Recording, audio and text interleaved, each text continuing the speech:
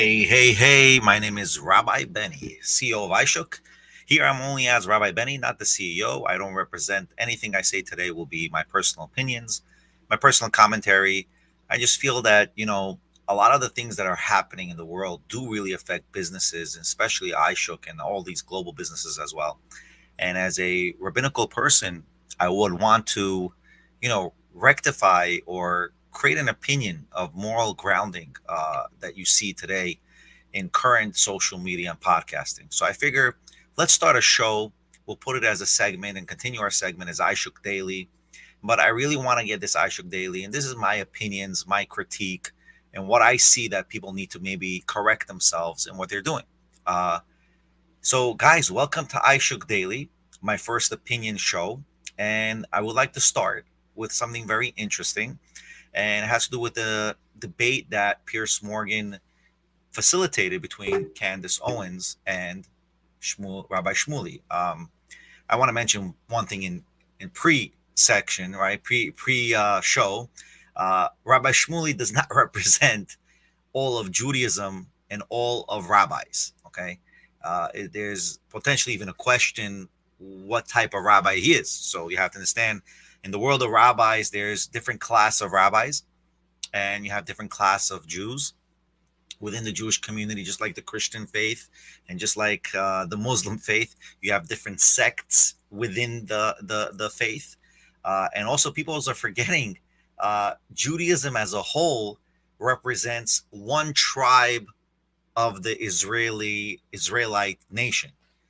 And that tribe is the tribe of Judah, hence Jewish people. All right. So I want people to understand that when we're doing these commentary, just to rectify and correct people in certain things, because it is being hard for us as Jewish peoples to get things done due to the anti-Semitic and anti-Semitism that's around the world. But no fret, it is what it is. I grew up in the 90s and late 80s. So, I grew up with anti-Semitic people, so it's fine. And they were cool with us, but yet in their heart, sometimes they hate you. Doesn't mean I believe Candace Owens is an anti-Semite. I know some Jewish peoples will say she is an anti-Semite.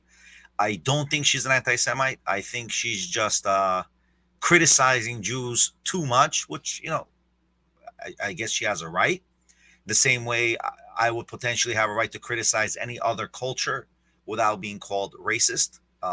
We're here to criticize to make better, but if you criticize to attack, then most probably you're an anti-Semite. But I don't think she is an anti-Semite. I just think maybe she's using the wrong words and the wrong combination of words, maybe. Maybe it's for ratings, maybe it's for whatever it is. But I know she's an eloquent woman. She's a mother. She's a person of faith. I was and I am still a fan of her. Our company's YouTube channel has subscribed to her. Rabbi Shmuley is a cool guy. He has a lot of experience. But the reason why I'm coming into the fray is because all I'm seeing through Piers Morgan is the whole year is this Rabbi Shmuley, who is not a rep of the whole Jewish community or all of rabbis in general. You have different, levels of rabbis. You have Chabad rabbis. You have rabbis that are, Orthodox, Reformed, conservative. I'm sure there's in between the faiths, the sects, kind of infighting. Like the Orthodox rabbis in Israel do control the rabbinical structure there. I personally believe they should. I don't believe that the conservatives or Reformed should control any rabbinical structure in Israel or any rabbinical authority in Israel, although there is some push for that to happen. In addition, I do believe that the whole world in general does need a reality check. Many times I watch these podcasts just to learn for myself and educate myself, to be more familiar of things. And I see there is not a unified or structure of comparisons proper. In the recent, this is what we're going to comment on a few parts of the recent debate between Rabbi Shmuley and Candace Owens. The comparison of bombing in Israel to 1 or 2 days in Dresden was not comparable, due to the fact that you're comparing 11 months to 2 days. I get where they do the comparison, because if you're going to compare the bombing of Dresden to what Israel is doing, then you have a right to compare everything that was done in Dresden to what Israel is doing. Yeah, that makes sense. Yeah, that's not even a question about it. But in reality, but as reality, when it comes to the bombing amount, now we're being specific and comparisons of payload. I think that's a little bit far-fetched to make that comparison. Although there is I see where they're doing that comparison, but I don't think that's reasonable. So off bat, do I believe in what's happening in the Gaza situation with the war? I do not believe in the war. I think all war is bad throughout time. I think war is bad. War is never a good thing. But at the same time, to educate countries and how to create warfare while we're sitting behind a mic, I think it's complicated. I mean, like whether it's Ukraine, Israel, whether it's in any other part of the world, like why don't I see anyone talking about what's happening in African countries where there's constant murder, rape, genocide? I mean, it's constant there, and I see it always end, and my heart cries out to it. Why we're not talking about all those jihadist Islamists that are in Africa that are raping, pillaging, and killing throughout all of Africa, and all these states in Africa and countries. I mean, so what's going on there? Where is the outrage? Where's the debate? I don't see one debate on that, but there is, for some reason, a debate when it comes to the Jewish people. So why is there a debate when it comes to the Jewish people? Because as we know, and Candace Owens, says it herself, we are the chosen peoples, right? We claim to be the chosen peoples. We're not claiming. All religions know that. But of course, it puts us on a higher standard, a performer, no doubt. I agree with that. But at the same time, I don't wish anyone ill. Anyone who works on our podcast and our podcasting platform are diverse. And I believe in diversity in any corporation, but I don't believe in impositions. Live and let live. That's my motto. Live and let live, brothers. So that's my motto always. I'm just here to enlighten as a CEO and as a rabbi. I put my title Rabbi Benny here because, again, it's my opinion in current events. And I'm putting out this show because, listen, it's only so much you can stand by and listen to things without critiquing it. I've been 1 year almost since October 7th, even before, a standby listener to what's going on. And, there's a lot to critique and there's a lot to admit, So first I want to start showing up and opening the video with Piers Morgan and Candace Owens. Let's see how we're going to do this. Be patient with me, guys. I'm doing this as a mini producer / entertainer. Here we go. I'm sharing my screen. And just to respond. Here is the screen. And Thank you, Piers. And point. I don't think I really do need to respond to the ad hominem attacks. I think actually one of the things that plausibly unites people across all religions, Muslims, Jews, Christians, is that we all recognize that Rabbi Shmuley is unhinged. He's just mentally, in my view, unwell. And I don't say that as an attack. I say that as just a reality, because I've never seen someone just make things up out of thin air that were never said. And trying to screen that as a defense of Black people. The Black people will never accept Rabbi Shmuley after Michael Jackson put him on a list of people who he felt were ruining his life. So you can stop your pleas with Black America. They won't work. Now, going back to the context of what you've asked us to speak about today, I think one of the things that the world is recognizing and what we've always recognized is that there are radical fringe sects that break out within every single religion, amongst every race. There's white supremacy, there's Black supremacy, there's radical Islam, there are all of these Christ cults around the world. And I think right now it's important for people to understand that radical Judaism is also a thing, and you're watching an example of it right now on your screen. The person sitting across from me, or sitting next to me, I guess, posted on his Facebook page in 2016 a tribute to someone who he said was his mentor. That was Rabbi Menachem Schneerson. He said he was his mentor and his friend. Now, for those of you who are not familiar with Rabbi Schneerson, there were some Jews who believed that he was and is the Messiah. So rejecting Christ, but believing that that rabbi was his Messiah. Now, you may remember in the news recently, there was this radicalized faction of the Lubavitch Orthodox community in Brooklyn that were digging tunnels in Brooklyn and hurling benches at police officers. Well, and by the way, this is per the Times of Israel, that faction of individuals are followers of Rabbi Schneerson. So again, you have Rabbi Shmuley who believes that that's his mentor. They believe that he was the Messiah. What does it it becomes important to understand, what did Rabbi Schneerson preach? Well, he preached Jewish supremacism, the hatred of all non-Jews. And you don't have to take my word for it, because if I said it, they would say that's anti-Semitism. You should instead take the word of the two Jewish professors who translated his work. Those authors' names were Israel Shahak and 𝗪𝗏𝗪. And their book was entitled Jewish Fundamentalism in Israel. From that book, we learned that Shmuley's mentor, Schneerson, describes the difference between a Jew and a non-Jew. And he says, quote, "Thus, we do not have a case of profound change in which a person is merely on a superior level. The body of a Jewish person is of totally different quality from the body of all nations of the world." And he talks about the substance of the Jewish body versus the substance of non-Jews, saying that the inner quality, quote, is so different and so great that the body should be considered completely different species.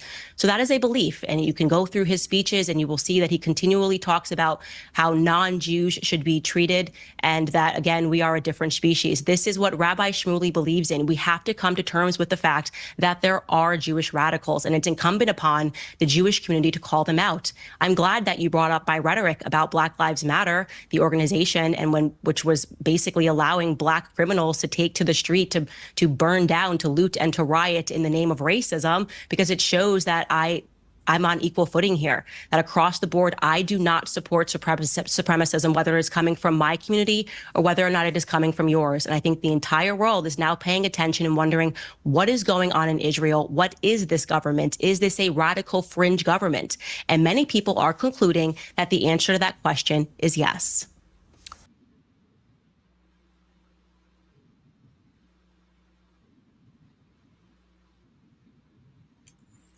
All right, so in response to what she just said here, with Rabbi Menachem Mendel Schneerson, who is the 𝗪𝗵𝗶𝗵, she's way off.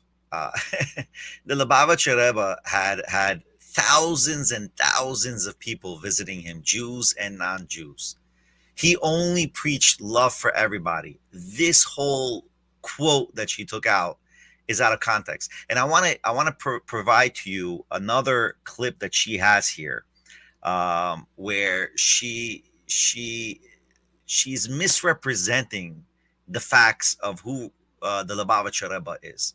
And I think let's just play it, and we're gonna get to that. Want to scoop Piers? Obviously, it's his show, and I wanted to make sure that he got the viewership that he deserved for hosting us. And I was very grateful to Piers. We've had our moments in the past, but he at least allowed me to explain myself and to counter all the things that Rabbi Shmuley was saying, which was just increasing ad hominem attacks. That's all that really happens, by the way. If you at all critique Israel, you just face an onslaught of ad hominem attacks in the media, online. And like I say, there's a very tight-knit group of Zionist media members and their influencers who constantly and consistently and purposefully take you out of context, right? Which is so dishonest. It's not necessary to routinely lie and take people out of context, no doubt. Especially when you do that and deem yourself to be God's chosen people. Like you're lying full time while telling the public that you're God's chosen people. That doesn't sit right with me. Other specific points, I will do another podcast to explain, or maybe find. I would have to review more of her videos to see if there's any underlining situation where you would think that she's saying things that are anti-Semitic. There was a news report that I did put in the link in the Piers Morgan channel, that there is a link of a news report from Australia where they do quote her about the twins and saying that that's fake propaganda or something along the lines of that. Again, what is the context of what she's saying? What does she mean when she says it? That's the problem. A person as eloquent as her should really say what she means and not say something without giving more context to what she's saying. Being a little bit more repetitive will probably be better off, instead of creating misunderstanding remarks or, things that can be taken out of context. Sometimes things can be taken out of context because you created that. You've said things that are either too fast, too eloquent, or off the cuff, and you're not doing well off the cuff. This point of being God's chosen people, I don't know why she's saying that. That's already seems like it's ridiculous. It's like, sounds like the Crusaders, that's why they attacked Jews, because we were God's chosen people and they looked at us as a threat. I don't think she's looking at Jews as a threat. I think what she's doing is she's just utilizing the Jews as a punching bag to critique us. But why can't you critique other other nationalities? Why pick on the Jews? But okay, I get it, because Israel is the cycle of discussion, and then by with all due respect, she does talk about a lot of other things, and she's not focusing on the Jewish issue, but she is really criticizing the Jewish issue, which fine, go for it. Criticize Israel, criticize Jewish. My opinion is Israel, Judaism, they're both the same thing. The land of Israel is the homeland of the Jews. And the complaint that why all these Jews look different. Yeah, because throughout 2,000 years, you had peoples who converted to Judaism, and you had peoples who were lost from Judaism. So, of course, you're going to end up having a mix of genetics within the Jewish communities. Okay, I wouldn't say race, but within the communities. So let's see what she says here about Rabbi Menachem Mendel Schneerson, the 𝗵𝗵𝗹-𝗪, which is who I'm actually gonna. This is the reason why I decided to start, because she picked on a person who's passed away, a holy man, a person who did not preach what she's saying. But let's continue.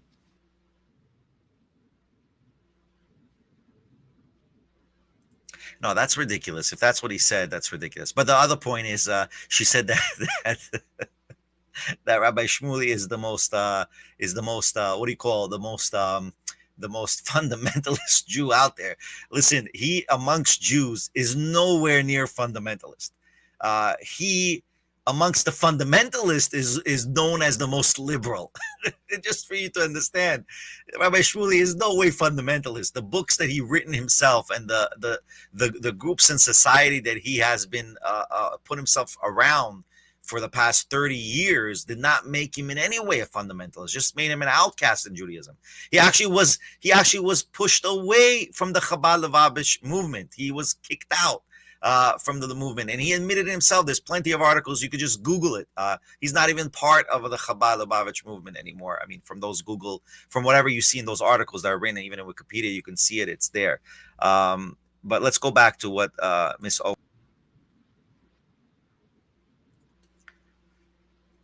Yeah, so this issue with Tucker Carlson is also another major issue. Yes, he had a historian on site. He had a historian there, but Tucker Carlson's smart enough. He should have pushed back on the historian, because it really is only his perspective of what happened in the time of the Nazi movement. I mean, people have to see what they're doing is they're taking historical events of the actual war, but take the events of the first 10, 15 years before the war happened, when Hitler became a chancellor, to the actual conquering and starting the wars, starting the invasions. Hitler's he clearly said that, but we'll talk about this another. But the historian said that Hitler did not want to commit a genocide. Yes, he did. He wanted to commit a genocide. He also mentioned that he didn't expect that there will be war against him. Of course, he expected. He prepped his military before he even invaded. Of course, he prepared for a war. It's ridiculous. Listen, that historian. Listen, I don't know about that historian. I'm not going to even talk about that historian. I'm not a historian. If anything, I would interview a historian to do, but I'm a history buff. I mean, we grew up as Jews. We grew up every day studying the Holocaust and World War II. That's part of our fabric of our life. I mean, we never again and never forget is very important to us. But yeah, definitely, genocide is not good in any aspect, and Jews were being murdered every day. After that's what you throw at people, and so. It's incredible. The whole world watched me debate Rabbi Shmuley. They watched him come completely undone. They watched him lie. They watched him manipulate.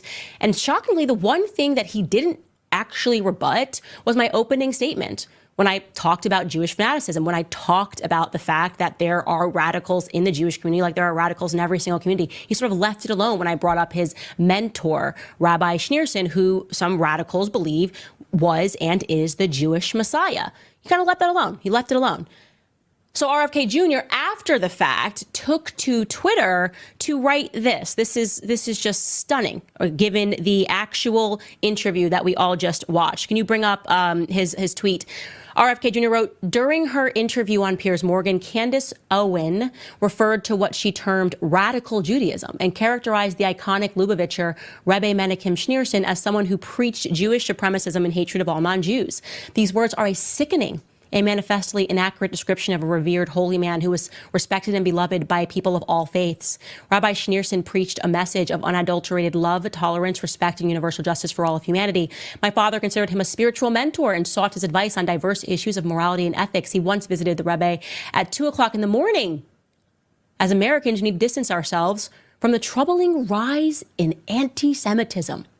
We need unity in our country, not divisiveness. That's what Rabbi Schneerson stood for. Yes, we must distance ourselves from the concrete facts, plus the name of the Jewish authors who I told you could read to discover these concrete facts. In fact, the Jewish Israeli Hebrew speaking and reading authors were clearly just anti-Semitic. How dare Candace share their book and share their words? How dare Candace say, hey, they were able to actually interpret because they understood the rabbi when he was speaking Hebrew, not RFK Jr., who randomly decided to pick Rabbi Shmuley as an advisor to his campaign. Red flag, red flag, red flag. Now that you have watched Rabbi Shmuley, the dishonesty, the deception, think about what it signals to you that RFK Jr. picked him as an advisor.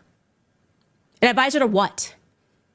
RFK Jr. is trying to sell to you that the problem in that back and forth was me quoting Jewish authors, Israeli, Jewish, Hebrew-speaking authors who interpreted the work. And when they interpreted the work, by the way, of Rabbi Schneerson, they said you weren't allowed to do that. And that was what was part of the problem. They were saying that there was radicalism that was breaking out in Israel. They were calling it the Jewish fundamentalist movement, right? The Lubavitch in Brooklyn, what do we remember that from as of recent? Oh, I think I remember that we were told from the Jewish media that this was a radical fringe of people who were adherent to Rabbi Schneerson, who think that he is the Messiah and he is going to return, dug a tunnel and were throwing chairs at police. Let's take a look at this video. Do you guys remember this? Listen, no doubt Rabbi Shmuley should have never offended Candace Owens. Direct attack of who she is, her character. I don't think that's right. I honestly, that's 100% wrong. No rabbi should be attacking personally. Attack the idea, right? The idea. I have no issues with Candace Owens. I don't think she's an anti-Semite, although people are creating some craziness that she's an anti-Semite. I personally, so far, I don't see anything that she has said that's anti-Semitic. What she is saying is critiquing, let's say, historical events, critiquing historical fact, presenting ideas. I get it. I got no problem with it. You have all rights to present ideas. It becomes a problem when you start believing these ideas and without actual facts. If you want to believe in a narrative, okay, that's also important. Let's believe in a narrative. But if, let's say, your narrative also contradicts another historical event, then you have to question yourself whether the narrative you believe in is correct or not. Because a lot of these historians, I do believe they're creating a storyline within the research they found. I don't believe that anyone ever will have the most holistic data or information in order to create a one universal narrative of what actually happened in history. That's the definition of his story. That means his story. So it's never an exact fact, in regards to history or past events or even current events, no doubt. But for sure, it's Rabbi Shmuley was way off in criticizing a woman, a mother, a person who's just trying to get the word out there and critique out there. Am I going to defend everything she says? No, not necessarily. I will not defend everything she says, but it's far-fetched to say that she's an anti-Semite, which is something that it comes to a person's feelings and a person's ideology. I don't see anywhere in her ideology or feelings that she hates Jewish people. If she hated Jewish people, guess what? She wouldn't be in an interview or debate with Rabbi Shmuley or any other Jewish person. All right. So that in itself proves that she's not an anti-Semite, because most anti-Semites wouldn't even stand to be with a Jew. And I know that. I had business dealings where people wouldn't even want to talk to me or shake my hand because I'm Jewish. That's a real anti-Semite. I don't think that she is an anti-Semite. Maybe they're saying, oh, but if she says something, it's going to affect other people who are anti-Semitic. Listen, then what are you supposed to do? That's the definition of social media. You have to have So getting back again, I don't believe that Miss Owens is an anti-Semite. I mean, I've grown up with anti-Semites and people who don't like Jews. I got beaten up by people who are anti-Semites. This is not at all, you know, this is not at all the issue here. Okay. Personally, my opinion, I don't think she's an anti-Semite. You know, and I would love to have a meeting with her and a conversation with her just to talk about, you know, facts and ideas. It'll be one day, maybe. We'll see. It's up to her and her scheduling, but if she even wants us, right? But for sure, I don't think she's an anti-Semite.